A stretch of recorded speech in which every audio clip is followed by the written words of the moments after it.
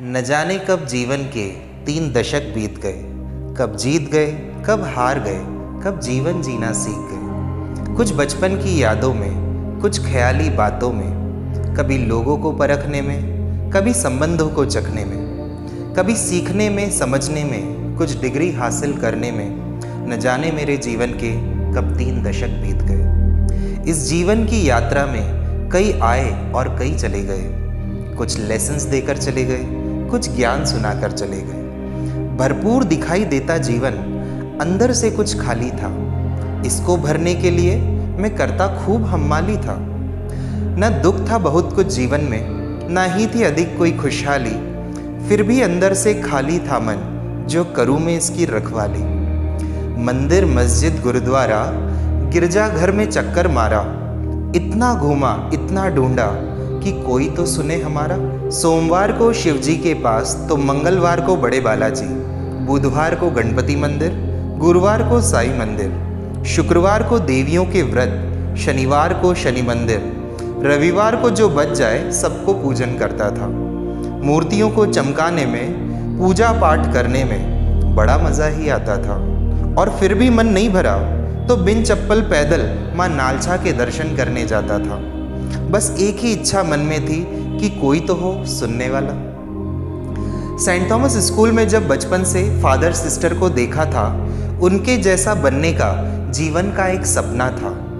Sports के period में जब दोस्त ग्राउंड में खेलते थे, मैं जाता सीधा चर्च में, चुपकर वहाँ बैठ जाता था। वहाँ का साइलेंस, वहाँ का पीस मन को मेरे लुभाता था। नहीं बनता यदि ब्रह्मा कुमार तो ज़रूर आज फादर बन जाता था। फिर जैनिज़्म का जोश चढ़ा, वैराग्य के पथ पर जा निकला। नवरत्न सागर जी महाराज साहब से मिलकर दिल को सुकून मिला। लगा यही बस मंजिल है, ऐसा ही अब बनना है। नवकार जपना, समाइक करना, कंदमूल छोड़ सब सात्विक भोजन करता था। महाराज साहब जैसा बनने का भी मन में आता था। कुछ महीने चला वह सिलसिला, पर भोजन सात्विक नहीं मिला। न चाहते भी वापस वही पुरानी चाल पर चल पड़ा। कभी नार से ये दरगाह पर चादर चढ़ाने जाता था, कभी नई आबादी वाली गुरुद्वारा में मत्था टेकने जाता था।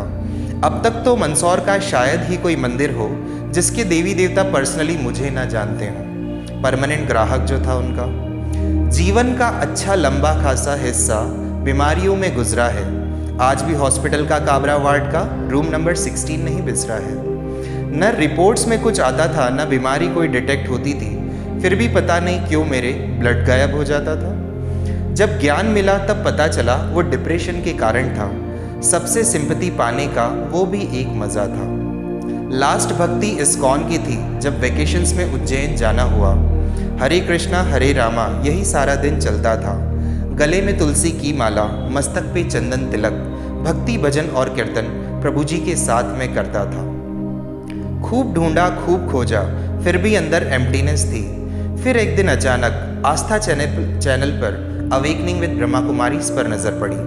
मेरे प्रश्नों को जवाब मिलता जा रहा था। यह सोच रहा था कि दीदी को कैसे पता कि ये तो मेरा प्रश्न था। सारे मन के प्रश्नों को 30 मिनट में उत्तर मिल गए।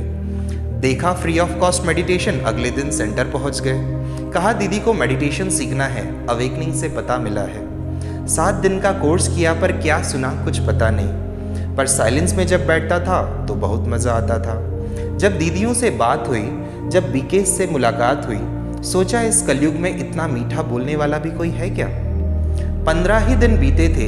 हेमा दीदी से पूछा, दीदी समर्पित होने के लिए क्या करना होगा। दीदी भी तब नई नई थी और मैं भी कुछ दिन का बच्चा था। दीदी ने कहा 3 मास लगातार मुरली सुनना होगा। काउंटडाउन फिर से शुरू हुआ, 3 मास पूरा हुआ। फिर दीदी से पूछा, दीदी हो गया 3 मास। दीदी ने फिर केस मेरा बड़े दीदी को रेफ़र किया। मधुबन बाबा मिलन के लिए दीदी ने मुझे लेटर दिया। वो 15 दिसंबर 2011 मिला मुझे बाबा प्यारा। बाबा मुरली मधुबन, यही था अब जीवन सारा। मांगा था एक सच्चा दोस्त, जिसको मन का मैं हाल सुनाऊं। कैसे पता था खुदा ही खुद दोस्त बन के आ जाएगा। पता था पाना था सो पा लिया, गीत यही अब गाता हूँ। कब बीते 12 वर्ष ज्ञान में, यही सोच हर्षाता हूँ। हर दिन हर पल अब न्यारा है, यह मन ही मन मुस्काता हूँ। आज मेरे जन्मदिन पर मैं सबको वंदन करता हूँ। शिव परमात्मा को याद करके मैं जीवन धन्य बनाता हूँ। आई बाबा को नमन करके मैं कदम आगे बढ़ाता हूँ। दादी दीदी का शुक्रिया, सबका मैं आभारी हूँ। धन्य मेरा लौकिक अलौकिक परिवार, मधुबन का आभारी हूँ। अग्नि वायु जल थल अंबर, मैं सबको शीश नवाता हूँ। ब्रह्मांड नवग्रह सहित हर कण को वंदन करता हूँ। मैं सबको शीश नवाता हूँ। मैं धन्य धन्य हो जाता हूँ। ओम शांति।